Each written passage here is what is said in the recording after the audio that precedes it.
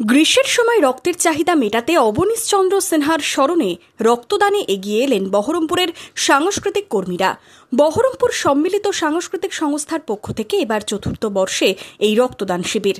মূলত শহরের বিভিন্ন সাংস্কৃতিক কর্মীরা একত্রিত হয়ে 4 বছর ধরে সামাজিক দায়বদ্ধকতা থেকে এগিয়ে এসেছেন এই মহৎ উদ্যোগে। বহরমপুরের যতগুলো সাংস্কৃতিক সংগঠন আছে, নাটকের দল, কবিতার দল, নৃত্যের দল থেকে শুরু করে যাবতীয় সাংস্কৃতিক কর্মীদের নিয়ে 4 বছর আগে আমরা একটা সংগঠন তৈরি করেছিলাম, সাংস্কৃতিক সম্মিলিত দল।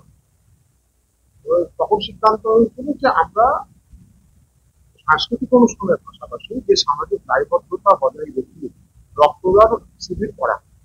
তবে আমরা প্রতিবার লক্ষ্য করে দেখেছি যে গ্রীষ্মের সময়তে মুর্শিদাবাদ মেডিকেল কলেজ হাসপাতালে রক্ত আঘাত হয়, গ্রামগঞ্জের রোগীরা আসে, তাদের আত্মীয়রা রক্ত তুলে ছুটে দেয়। এটা আমাদের প্রত্যক্ষ অভিজ্ঞতা। এই থেকে আমাদের সিদ্ধান্ত নিই যে আমরা রক্তদান শিবির করব, এবং এইভাবে আমাদের আজকে রক্তদানটা 4 বছরে বাড়া। এবং এই রক্তদানের অন্যতম মূল উদ্যোক্তা ছিলেন অবনীশ আমাদের, তার স্মরণে আমরা বিগত থাকতে 4 বছর। রবিবার বহরমপুর রবীন্দ্র সদনে চলল রক্তদান শিবির। শহরের সাংস্কৃতিক কর্মীরা দিলেন রক্ত।